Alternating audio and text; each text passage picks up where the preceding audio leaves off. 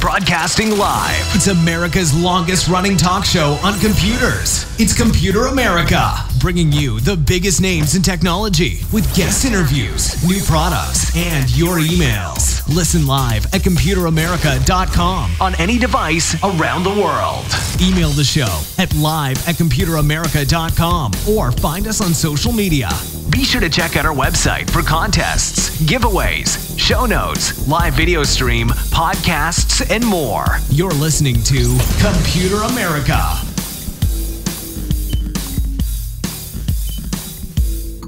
Hello and welcome into the Computer America Show. We are the nation's longest running, nationally syndicated radio talk show on computers and technology. Thank you for joining us. I'm your host, Ben Crossman, and I hope all of you are having a fantastic day because we have a great show planned for you where today it's entirely dedicated to cybersecurity, what's going on, and also some general news thrown in there as well. Although I think privacy would probably be a better catch-all for today's topics, and it's going to be very interesting. Definitely want to, kind of highlight that. So everyone, welcome into the show. And before we get started, so today we have Scott Schober. He is our cybersecurity expert. He's a correspondent here on the program, and anything that we talk about here today, be it anything about things that he's written, anything on his website, any articles that we mention here on the program, everything will be collected into the show notes, which you can find over at computeramerica.com after the program. You can also find at Computer America the live video stream, which you can also find at twitch.tv/Computer America. And then last but not least, be sure to social media contest should be up and running here shortly, as always brought to you by Logitech. So all that and more, Computer America, and I think without further ado, we are just going to go ahead and jump right into today's program. So as I said before, Scott Schober, he runs by day, he's the president of Berkeley Varitronics Systems, makes a lot of different cool tech, and he also works as a cybersecurity advisor, also works on cryptocurrency. We've seen his name pop up in numerous different places to a lot of different subjects. He's very well-rounded, and that's nothing about his fitness level. That is truly his credentials, and I'm glad that he's here on his show. So let's go ahead and bring him on. Scott, how you doing? I'm doing great. Thanks for having me back on here, Ben. Look forward to a great discussion today. Our pleasure, our pleasure. So, and obviously there's a lot going on. So before we get started, let's talk about your background. I mentioned a couple things there, but if people who haven't heard of you, what brings you on to Computer America to talk about cybersecurity? Well, just brief background. A number of years ago, I started educating people more and more as my company produced wireless threat detection tools, mostly to DoD agencies to keep wireless out of secure areas. I became targeted and was the victim and continue to be the victim of repeated hacks and attacks against my company and against myself personally, which allowed me to author my first book, Hacked Again, and I've been learning a ton of stuff from other security experts, and I try to share all I can with educating people, be it in my writings, blogging, great shows like this, you name it. So I'm constantly trying to keep the word out there how to help people to stay safe and under practical ways that they can do this. Right, and by the way you kind of worded that, it seems like you were proud to be the victim of these repeated phishing attempts and hacking and things like that. So, but I guess in your job, it kind of comes with the territory. As soon as you say that you're an expert, everyone then says, "Well, let's go hack the expert." And I guess, hey, someone has to be the target. So, Exactly. It's like a badge of honor almost. exactly, In a and weird luckily. way. And luckily, I don't wear that badge, so please, people, don't try me. But I will say that when you come on the show, we have kind of evolved your appearances to kind of talk about current events and what's happening in the realm of cybersecurity, privacy, and just kind of getting your take on it. And this first one, so maybe we'll do like a string of Apple, because Apple has been making a couple headlines and sometimes not for the right reasons. You have this first article here that I wanted to touch on, and I saw this, I heard about it, and from my understanding, it got so bad to the point, and maybe people who don't use FaceTime really didn't hear about this, but I think it got to the point where they actually shut down the FaceTime servers and just shut down the whole service for a little while they tried to investigate this bug. So this one was interesting because it was, kind of found in the wild. Someone tweeted, I think, at Apple saying, "Here's what I can do. Why can I do this?" Why don't you go ahead, give us the background, give us how, or really how this was, kind of happening, and yeah, just kind of give us some background on the FaceTime eavesdropping bug. Yeah, absolutely. And I am a loyal Apple fan, so I rarely get a chance to poke at Apple and their platform when it's not secure. So here I'm kind of going outside of my realm because I'm not defending Apple. Here, Apple really made a blunder, and it was really an internal blunder. It was not a hack. A lot of people started misreporting, got confused, and thought Apple was hacked or this or that, or somebody planted malware, but it wasn't the case. It was really FaceTime, and FaceTime allows, I believe, up to 32 users to have a kind of live video type of conference call, and I use FaceTime all the time. It's great, works well. There was this weird idiosyncrasy that was actually kind of stumbled upon, I guess you could say. If you initiate a FaceTime call from your iPhone, you're calling someone else, and the receiving party doesn't pick up in time, and now you click onto the actual group chat yourself again, suddenly it turned the microphone on, and in some cases it turned the camera on, so you could actually see through the other person's phone on your phone, and you can hear the microphone. It's scary. and something that it was kind of interesting to me was that this was something that I guess through countless I'm sure that they continue to do quality control and checks and things like that at Apple for their existing services, but this one was weird because kind of like you said, but even a step further, I think it was a bug with you would add yourself to a group call. So it would be you would initiate the group call with a friend, you and your friend would be in the call, and then you would go into the group and add yourself as a contact. So there'd be two instances of you,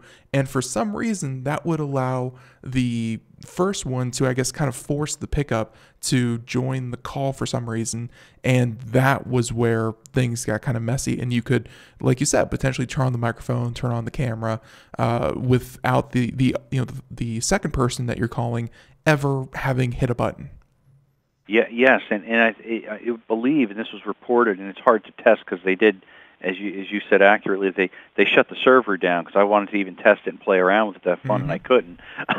But the other party that you're calling, it had to happen, this unique sequence of events, before they picked up. Yeah. So in other words, they were not even part of the call. They would just appear like, oh, I guess Scott tried to call me, I missed his call, I'll call him back later, not realizing their microphone was on or their camera was on.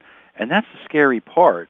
Oftentimes when we place a call, we might even look at, say my phone's ringing, I look down and say, oh no, it's John Smith, I don't want to pick that up. Yeah. Now imagine if John Smith actually heard that. That's how scary those type of things were. And a couple people actually reported they got burned by this because other people heard them or saw them doing things that wasn't appropriate, so who knows what's true and not. But I think really the crux of the matter is, what has Apple been doing? Apple's been talking about safe platforms, secure platforms, respecting our privacy, respecting our data. They were touting a couple weeks ago in Vegas at the CES show, and I thought it was ironic. I tweeted about this the other day. They had a giant marketing ad up on the side of a Marriott hotel, which was very ironic after they were breached. It says, "What happens on your iPhone stays on your iPhone," kind of tagging the line of Vegas. So here they are talking about privacy and keeping your data secure on a hotel chain that was breached, and here a couple weeks later, they have this massive bug that comes out and allows people to eavesdrop. So it's kind of a circle of crazy events and a big debacle when you look at the big picture there. But I think they did do the right thing. They just pulled the plug and they shut the server down instead of waiting a week or two till they could patch the code and get it out there. One other little nuance that kind of stood out in my mind was it only would affect iPhones that had the latest and greatest iOS and security patches updated. We always preach update your operating system, update the latest security patches. So those that were security minded actually had the vulnerability. Those that go back and didn't update their iOS were actually secure and couldn't have that eavesdropping bug in there, which I find kind of ironic again. So yeah, and that's all. But I guess the trade-off there, where we may have mentioned it before, like you said, always update. We definitely advocate for that. But then there's also the fact that if you stay behind and don't update, then there are known bugs that get fixed with the newer version that you're then exposing yourself to. So it's not even like stay a patch or two behind and you're gonna be safer than if you were on the cutting edge. It's like not exactly. And by the way, and to your point, I just went and looked up the market share.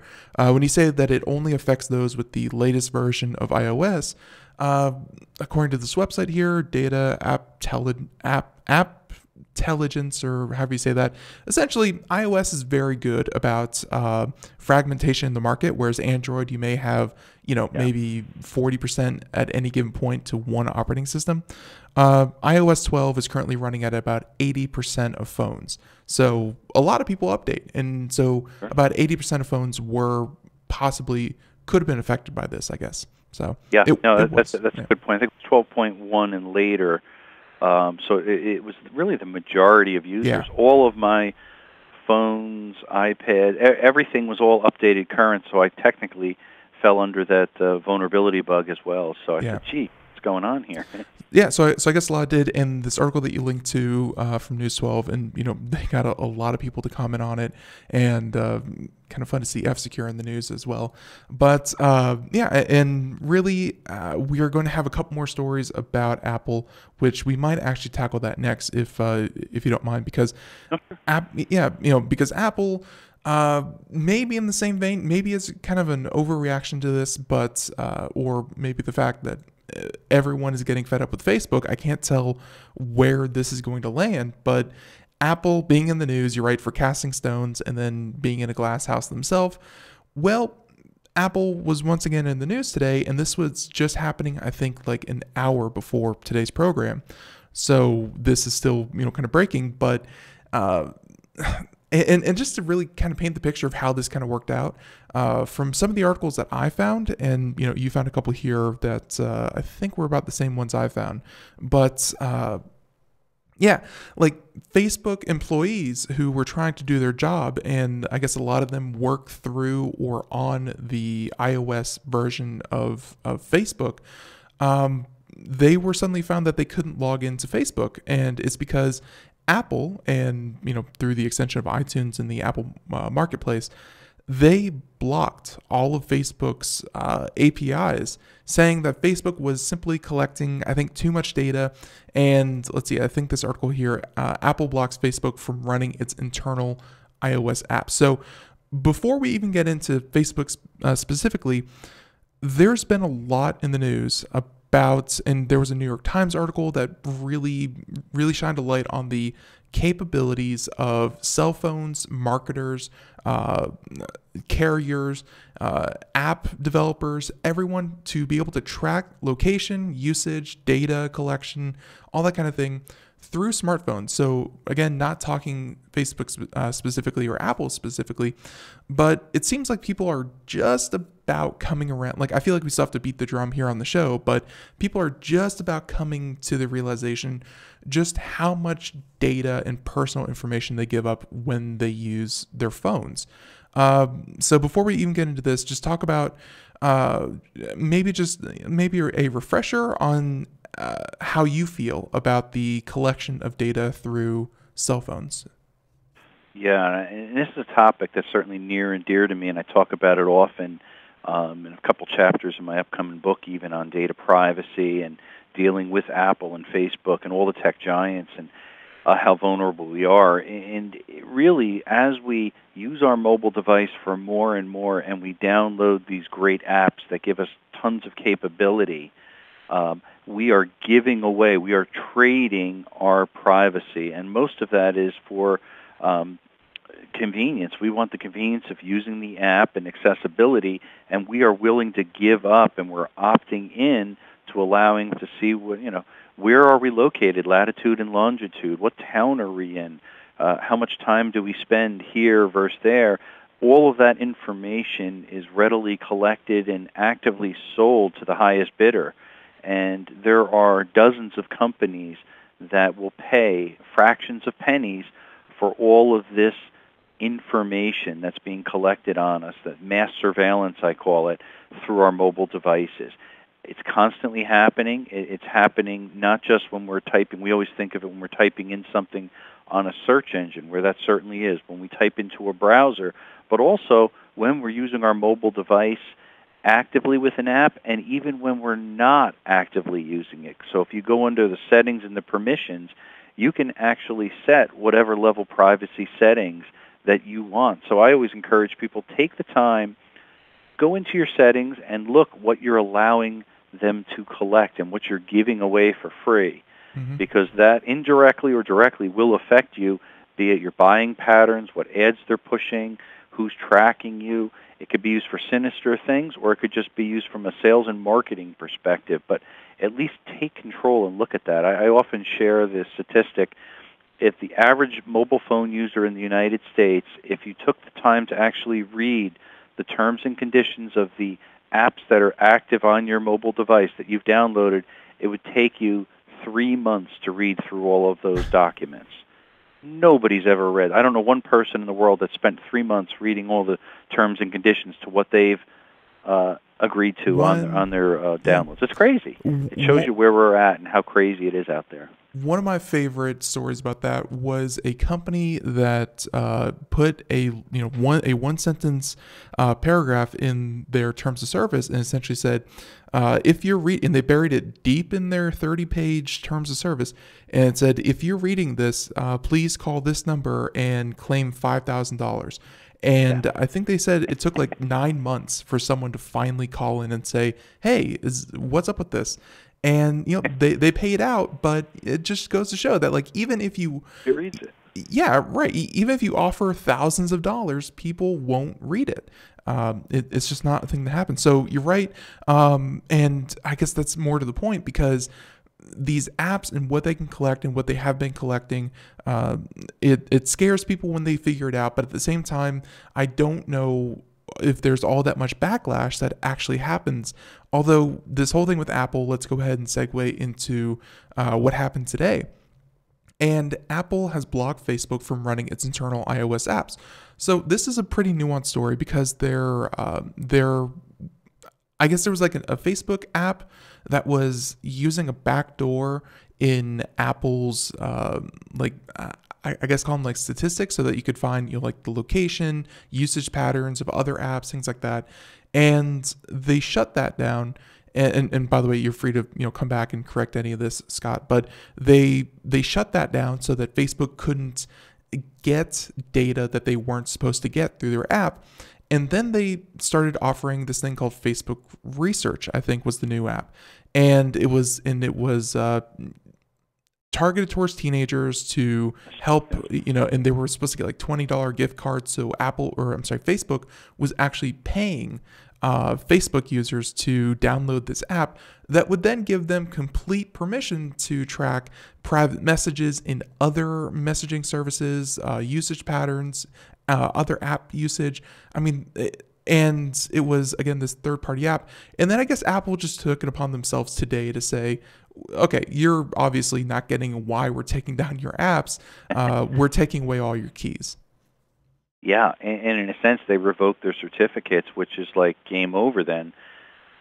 Now Facebook is in this awkward position here, and in a sense, it's one's responding to the other, who's responding to the other, really bickering back and forth, I believe, the messages over privacy.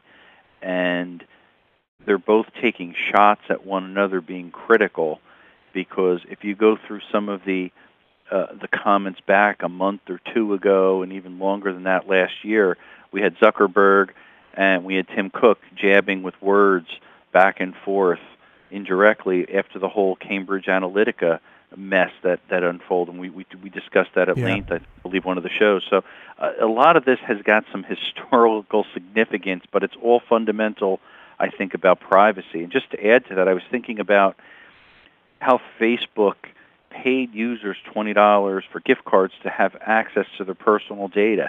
What that clues us in on is it helps us to see the value of taking somebody, and the ages were reported between 13 and 35 that were getting these gift cards. It shows us that demographic is extremely valuable. They're willing to say, hey, here's a $20 bill or gift card per month, so we can just have access to your personal data. We're not going to do anything per se with it, but we're using it for marketing research.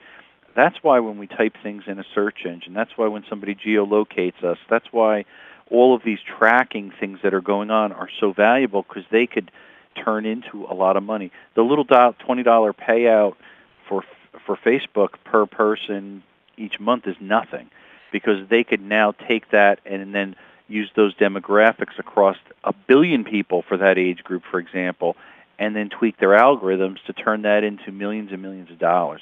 That's the power of all this big data, how they could harness it and use it. They just need some guinea pigs to feed them that data. That's what's so important. So, and this was an idea that I had read in someone else's words, but their argument essentially boiled down to data is valuable, and consumers don't understand just how valuable what it is that they do.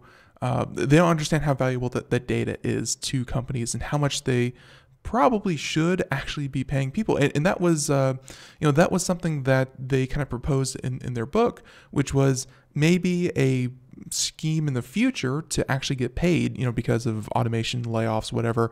Maybe one way to actually make money in a society where there's less opportunity to make money.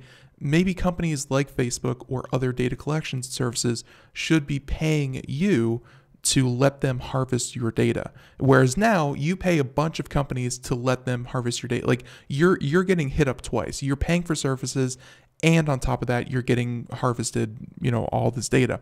That of course is taking it to the nth degree, but it does go to show that, hey, companies are thinking about that. It's $240 a year.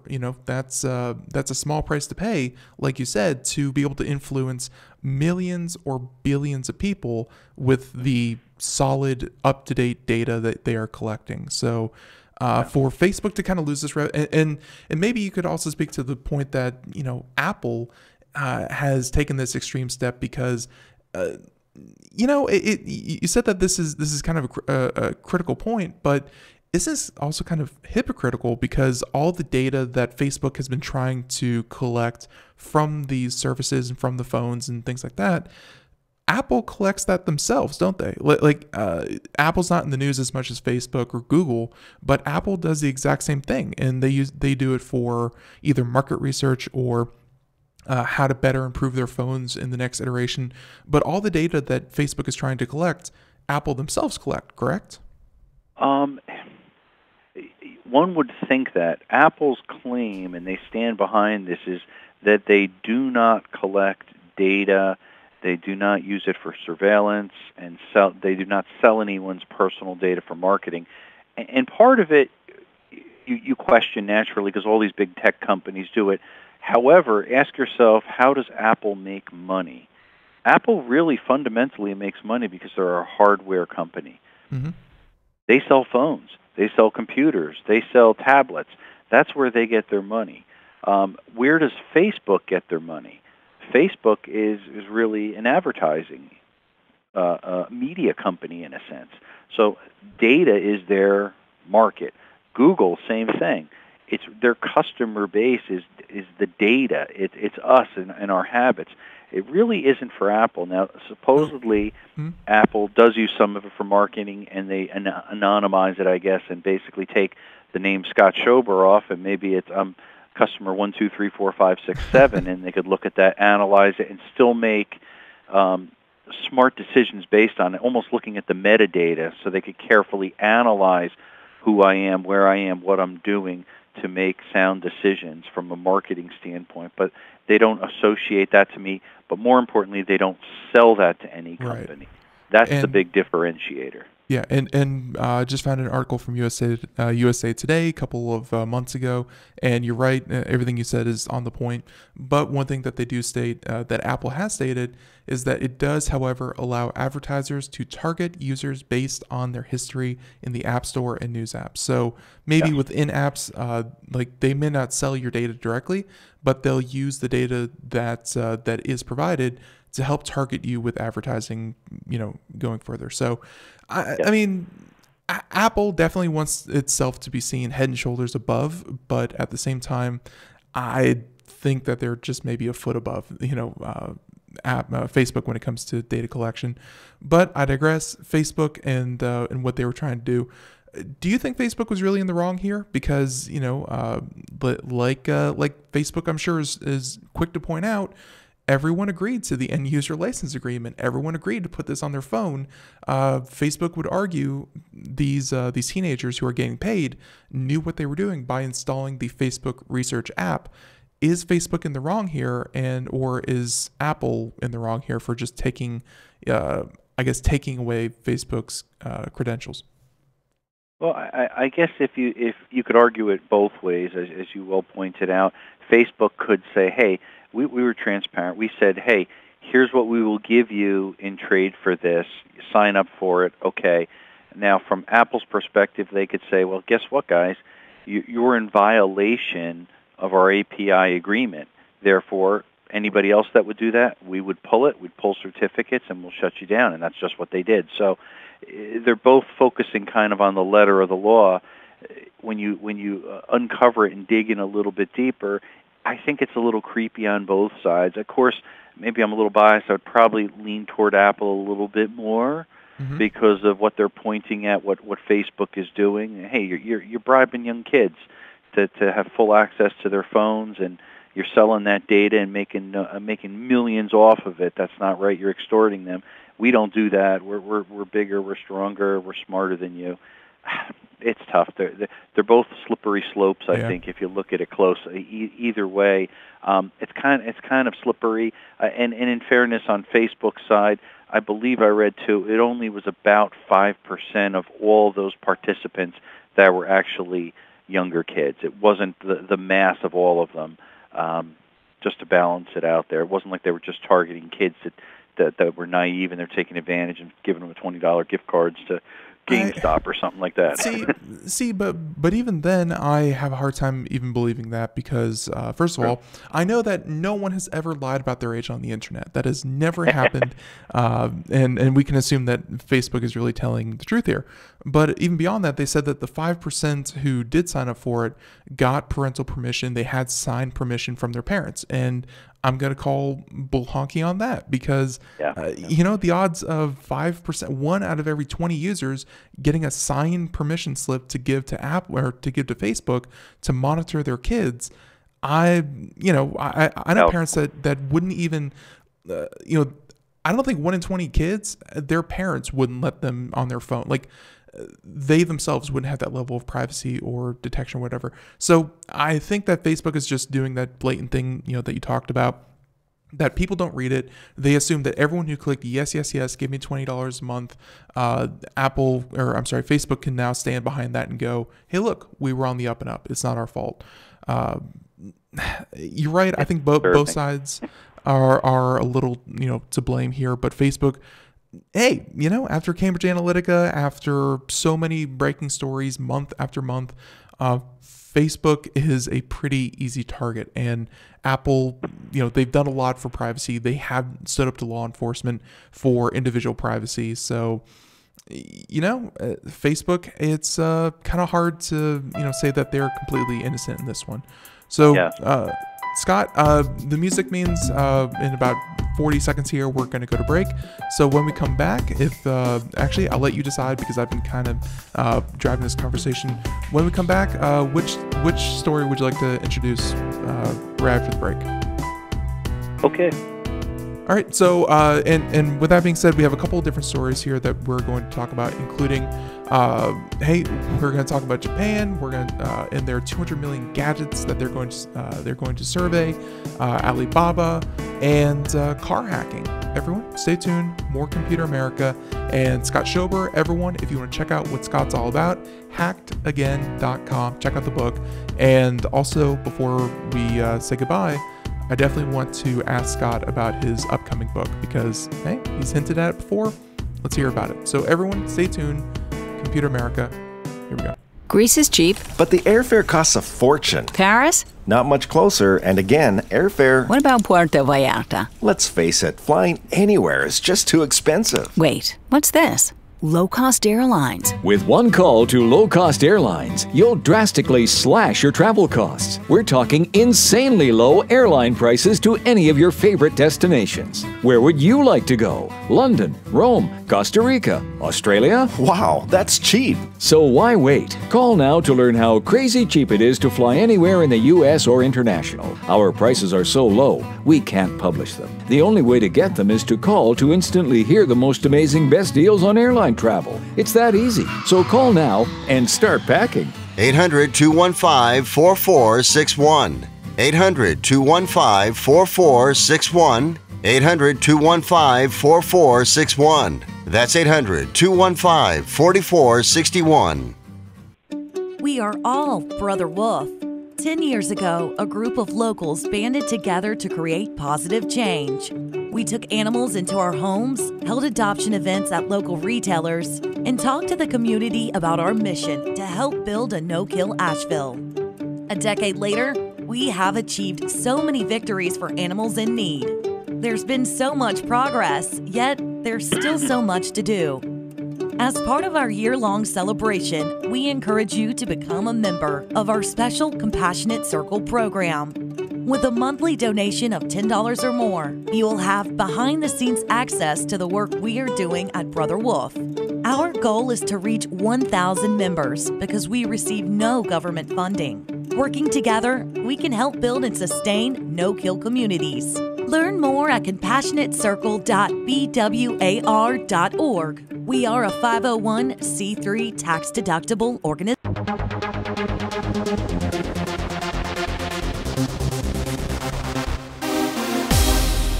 And welcome back to the Computer America Show. It is 32 minutes past the hour. And folks, if you missed any part of today's show so far, feel free to check out wherever podcasts are heard. Type in Computer America. This show should be up sometime this afternoon, and it's simply today's show in its entirety rebroadcast. So that you can time shift it. You can listen to it anywhere. If you can't catch the live radio broadcast, then hey, it's your second best option. But hey, any way that you get Computer America into your life, we appreciate that. Thank you so much. And by the way, if you're just joining us, Scott Schober, it's been a great conversation so far. We've covered a lot of topics. Definitely enjoyed the fact that we were able to comment so quickly on the whole Apple Facebook kerfluffle going on, because that just happened, I think, about an hour or two before the show. So if you are trying to open up your Facebook app on your iPhone, hey, this could be why it's not happening. And there you go. So, Scott, thank you for continuing on with us. And absolutely. Yeah, thank you. So why don't we go ahead and shift gears here?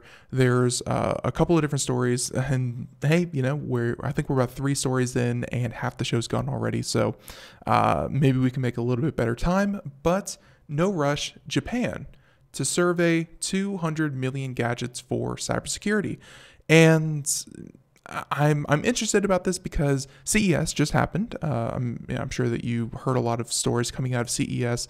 And when you see the amount of, they just say gadgets, and I think maybe in some people's minds, they could say that, this is just going to be webcams, tablets, smartphones, things like that.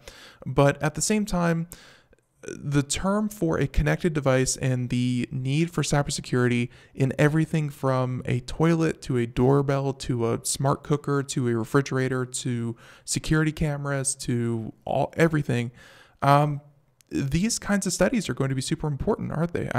Because a device is no longer just a phone. There's a lot of devices out there.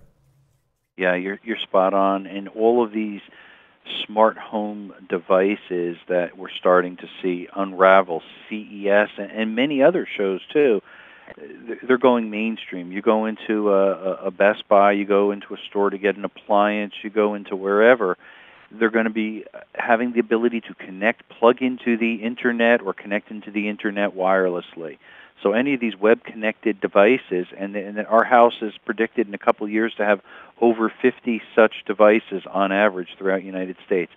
Seems crazy, but it's starting to happen. So it's not just the webcams that we always think of, but it's like you said, it's smart refrigerators, smart dishwashers, smart everything that's got this web access. And a lot of it is so they can push in from a repair side if something's breaking down or wearing out. If your refrigerator sees you're low on milk or need to order something because you consume regular groceries, it can order it ahead of time. It's kind of that Amazon type of mentality where it can automate things and get you to buy into a certain ecosystem, and it could be very profitable if they can be successful there. So I applaud Japan for doing this, and a lot of it has to do with they're doing preventative security maintenance, what have you, before the Tokyo Olympic Games coming. Mm-hmm. They've got Rugby World Cup. There's a lot of different sporting things that are coming to Tokyo in the next couple years. So they want to take care of any vulnerabilities, identify them, so that they don't have any problems. So they're closely looking at web-connected appliances, of course, webcams, any type of routers, you name it, because Japan is very sophisticated with all of their technology, and cybersecurity is on the forefront with all of those gadgets. So it's really good that they're taking the initiative here. Hopefully it will set the pace for other countries to do the same. Yeah, and I think coming out of CES, Japan really showed its hand where it's getting to the point where if they don't take cybersecurity seriously now, they are developing things. I'm sure that you've seen, let's say the companion robots that were showed off. That would, if you're lonely, if you're at home, if you live alone, then you could have a companion robot that would obviously be able to connect to the internet, but you would talk to it. You would spend your time with it. It would follow you around. And, having what would essentially be a webcam on wheels, you don't need that getting hacked into. You don't need someone else getting access to that without your permission. So they have a lot of things to really, kind of keep secure as Japan develops. And actually, this kind of brings up another one I just saw on the news, I think a week or two ago. And I want to get your sentiment on this because obviously, Computer America, we discuss everything from consumer electronics to security, but security is not my main focus. It's, when you come on the show, absolutely, we love your expertise.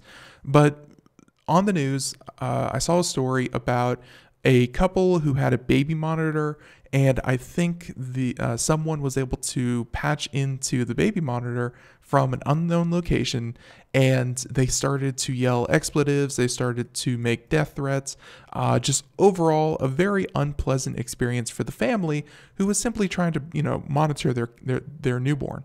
I remember sitting there about a week or two ago and saying, I just saw this story. It was on the news 6 months ago. So I wanted your kind of reaction because, sometimes these security stories, we talk about them and then 6 months later, we're talking about the exact same thing all over again. Do you find that happens a lot? The fact that, hey, we can talk about this over and over and over again, and someone is still going to fall for a weak password. Someone is still going to fall for, hitting, clicking on those ads that they shouldn't, or answering the phone to a fake number. Oh yeah, this has not gone away. And full disclosure, my kids are 14 and 11. Not too many years ago, I had a baby monitor, and I had a neighbor that was a couple of houses down behind us, and they also had a baby monitor. And I hacked into theirs just for fun. I didn't do anything nasty. I was laughing so hard because I had access into theirs. And when you can hear and see someone else's child, it's an eerie feeling. I quickly just showed my wife. We laughed, and I shut it off, and we got a chuckle out of it. But why does it keep happening? Because these are mass-produced, they're low-cost, they're insecure, they're using default passwords all the time. You go in there, it's admin, password is 1234, because these companies that are producing were buying off-the-shelf modules, standard modules. Many of them are Wi-Fi, or they're license-free ISM band, where it's 900 megahertz, 2, 4, or 5 gigahertz. So there's no security there. There's no encryption there. And the thought process is, well, I'm the only person in the neighborhood that probably has a baby with a baby camera on. Who's going to hack in? Who will ever catch it? Guess what? Any bad guy knows that, and if they want to hack in, it's very easy for them to do. So number one rule of thumb, buy a real one with a brand name that is secure, and look up what type of security does it have. Does it have encryption on it? Did you change the default password? Just basic things if you control, then you'll be much, much safer. Absolutely. And I recall one of our past security episodes, someone pointed me to, it was essentially like a Google kind of search engine where you could just kind of search either a location or a brand or something like that.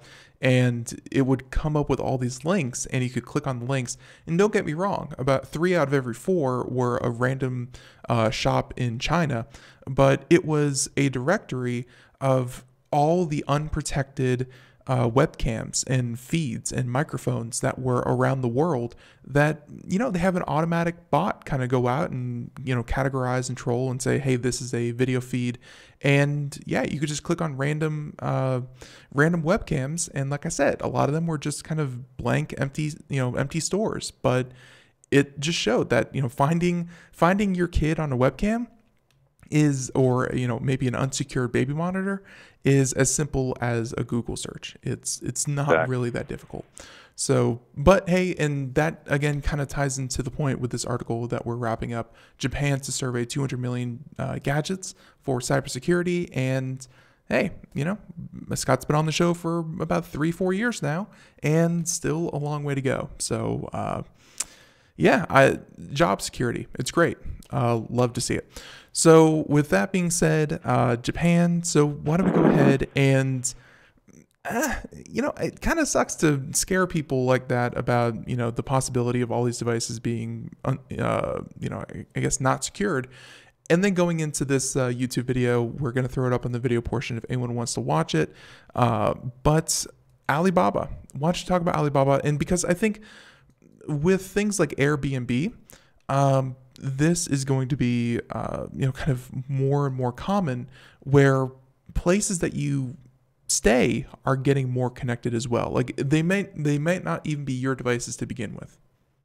Yeah, and this is again, I love the cool concept. Smart hotel, it's brilliant, it's exciting, especially if you travel a lot, as I do.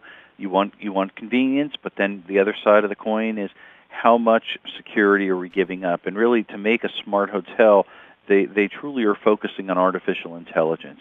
The goal or the concept of this, and it's put through, I think, about 60 hotels so far abroad, is you book your reservation online, and then when you walk into the actual hotel, the camera that sees you will actually check you in under 30 seconds.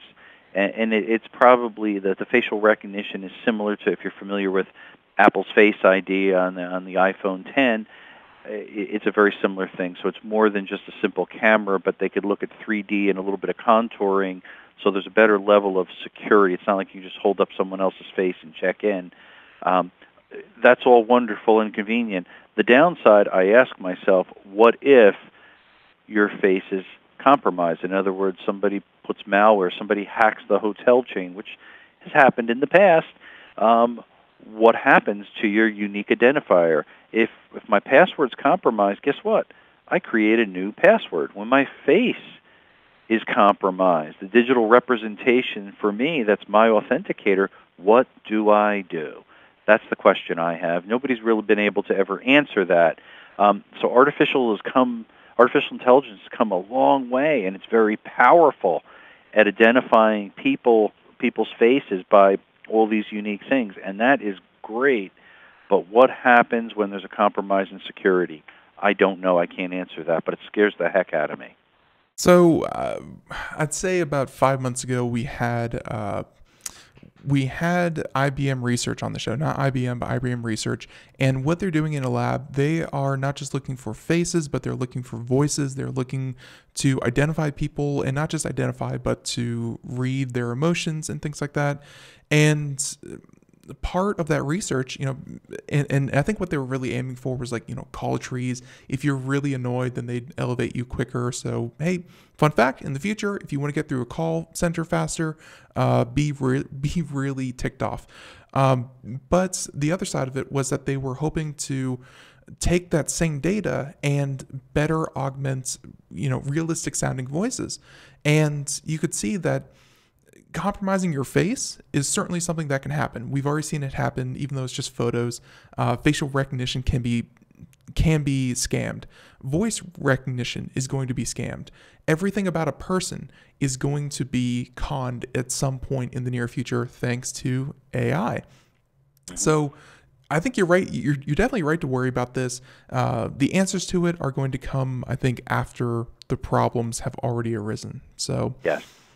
And I always look at this applying smart hotels, automated checking with AI, all great, wonderful concept. I like it when it's a second factor of authentication. In other words, I'm going to still have something that I'm going to present that proves it's me, and then the automated process kicks in or something.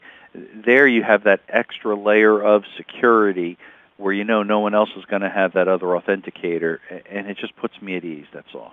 There you go. Yeah, and hey, something certainly to be said for just a simple PIN number. There's a reason that their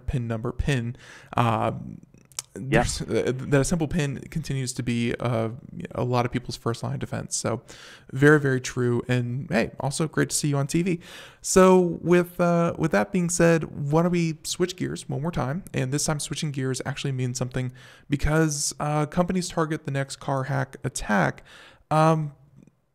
Despite all of the worries and, despite everything pointing to the fact that there's going to be something that happens where someone gains access to someone's car without their permission, that has not slowed the development of completely self-driven vehicles.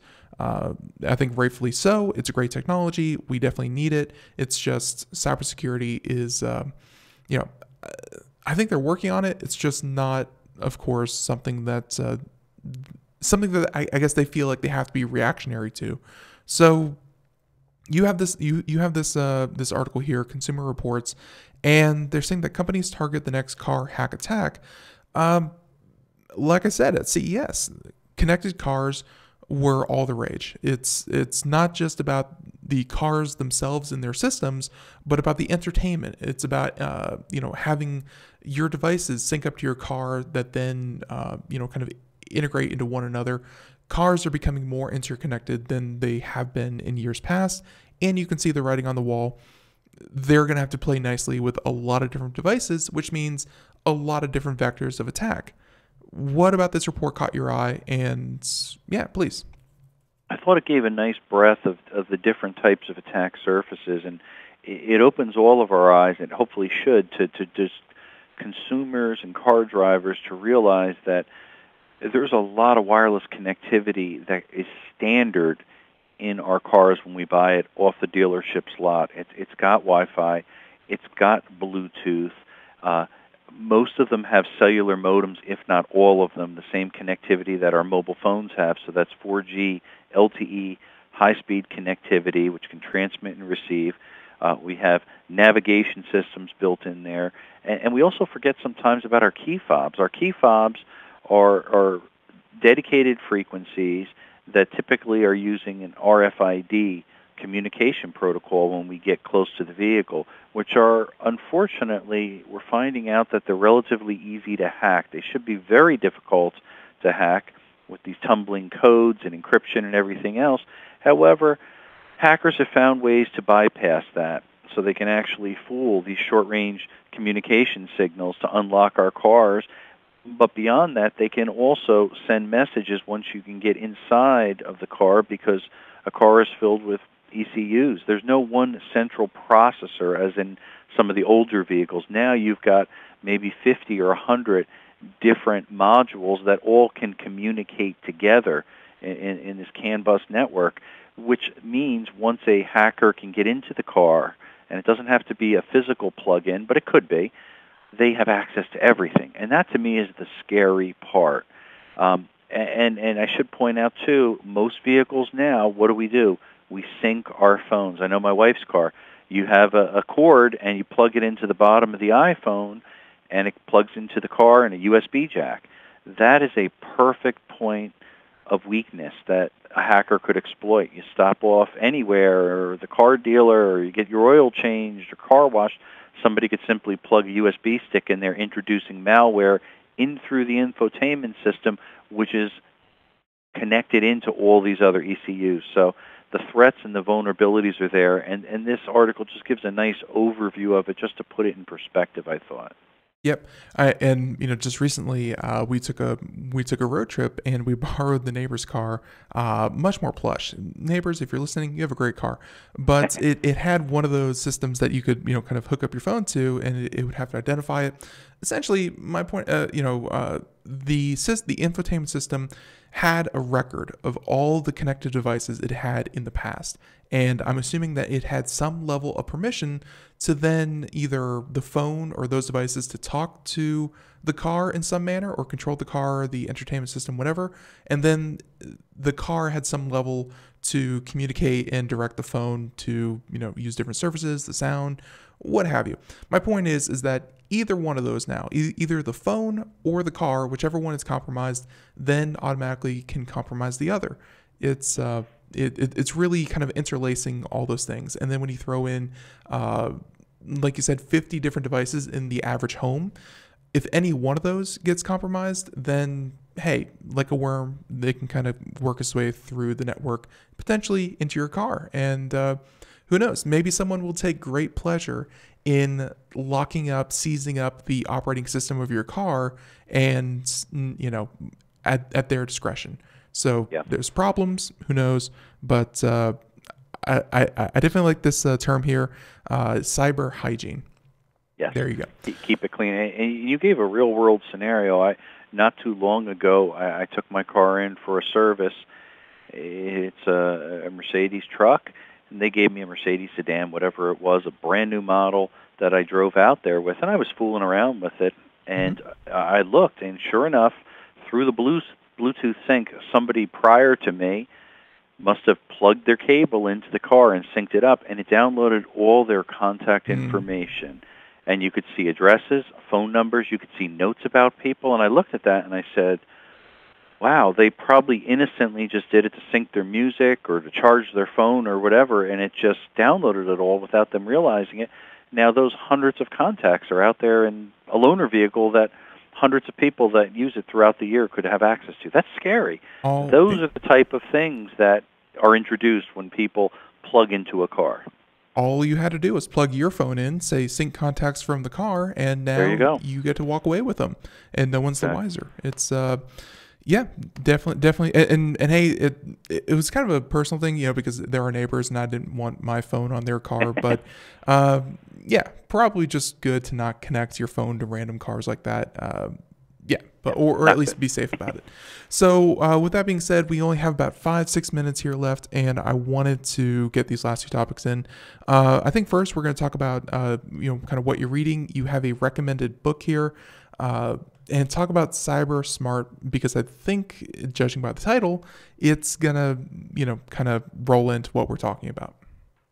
Yeah, this is a book, and I haven't gotten through it yet, so I can't get into too many details, but it's an enjoyable read, and I was just getting into it, the first couple chapters. I've already learned some things, and again, it touches really on a lot of the stuff that we talked about. So the writer delves into things tied in with our mobile phones, talking about tracking, identity theft, how it can be compromised, the dangers of putting too much out on social media accounts. Some of these things are just good reminders, but it helps us to see how do we stay one step ahead of cyber scammers, to stay ahead of hackers, how to keep our typical things, our passwords strong, how to bank online safely. Those type of little tidbits, I think, are shared in a nice basic way so the average reader can get it. It's called Cyber Smart. I think it's available on Amazon, and it's a book that I enjoyed. In fact, I reached out to the author and said, hey, I'd like to have you on my show, What Keeps You Up at Night, and get your viewpoint. So actually, last week I was able to have him on my show and did a little interview with him. That's probably going to be out sometime next week. I'll air it, the episode. So real cool. Great guy. His name is Bart. Great writer, great information. Bart McDonough.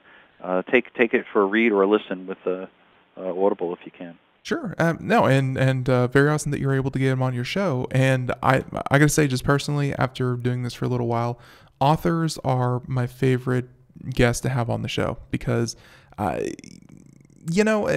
when they're not authors, like when they're just CEOs, or I say just CEOs, but, when they're executives or start with the company, that's great. But I feel like authors really go out and do research because they know that the words that they put on paper are the final words that they get to say. They don't get to go back and say something different or anything like that. So very cool you're able to get him on the show. And actually, I wanted to actually kind of pick your brain for a little bit. Once or twice here on the show so far, you've mentioned your upcoming book. We've read Hacked Again. Hacked Again has been something that we talk about on the show. And it's great to have a book, but hey, you're talking about your next book. What are you looking to explore with your next book? If you can even talk about it, or if not, I appreciate that. Absolutely. Since it's self-published, everything which I love about it, it's in my control and it's all in my wheelhouse. And it's really the things that we talk about. It's when I go out and give presentations, when I get interviewed on radio or TV. I have a brief synopsis of some of the chapters. Right now, it's tentatively titled "Hacked Again: Lessons Learned." And it's really all the things that I'm learning and sharing with people since the launch of my first book. So I talk about when you're hacked, how it makes you paranoid. I talk about how cybersecurity is everybody's business, and I get into the mind of a small business owner, some things that small business owners can do to keep their business safe. I dive into social engineering, cyber insurance, cyber espionage. I talk about passwords, how they're not the solution but really the problem, VPNs, the dangers of our digital footprints. I get into cryptography a little bit and how to keep data safe. As you mentioned earlier, robocallers. I have a nice chapter just about robocallers because they're driving me nuts on my mobile phone every single day. So I've learned some things there, and I'm sharing some tips. And then I get into some of the major breaches, as we talked about earlier. Apple, I do a whole chapter on Apple versus FBI from my perspective. Ashley Madison, that whole messy breach. Yahoo, which we've talked about. The hotel chains, crypto worm, ransomware attacks, DDoS attacks. I do a little chapter on cryptocurrency, Bitcoin, which will be fun. Equifax, Uber, Anthem. So I hit all the major breaches that have happened in the past 2 years. And then I have a little more fun in the last section. I get into cybercrime, drones, hacking trains, planes, and automobiles, artificial intelligence, some wireless technologies, how that's exploited, and the importance of trusting no one. So it'll be a nice rounded read, I think, for my audience, hopefully. And I got to be honest. I mean, especially that last one with drones, they're making headlines lately, and I'm sure since you've been writing the book. I think just in the past couple of weeks, 2 major airports, one in Ireland, I think, and one in the U.S. had to be shut down because drones were seen in the area by pilots. And that's another form of maybe potentially, terrorism or a point of attack, or even just people being stupid with devices that they can buy off the shelf and causing backups for thousands of people and millions in lost time and effort. Everything that you mentioned, I'm glad that you were able to include it in the book, but I can already see there's already more information and more things to write about, even as you come out with it. So absolutely, it's cybersecurity is a hard thing to keep track of because what was super important last year, and we can definitely learn from it, but it's not as important as what's happening right now. So yeah. I look forward to reading it. Definitely. Whoa, that's way too loud. I'm sorry. 1 second. Let's see. Yeah, definitely had that way too loud. Much better. So Scott, please let us know when that actually comes out. We'd love to be able to read it and talk about it with you on the show. And in the meantime, if people want to find out more, where can they go? They could certainly go to my website, scottschober.com. And got a ton of articles up there, interviews, tips, you name it. And love to have people reach out to me and shoot me over an email or get me on Twitter, ScottBBS. There you go. And we'll include a link to all that in the show notes. And as always, Scott, thank you so much. We'll catch you next month. And thank you for being on the show. You got it. Talk to you soon. Have a great Take care. one. Stay safe. You too. Bye-bye. And everyone, I'm sure he meant that for you too. Stay safe out there, be secure, and we'll be back tomorrow, 4 p.m., 5 p.m. Eastern. Have a great day, everyone. Bye-bye.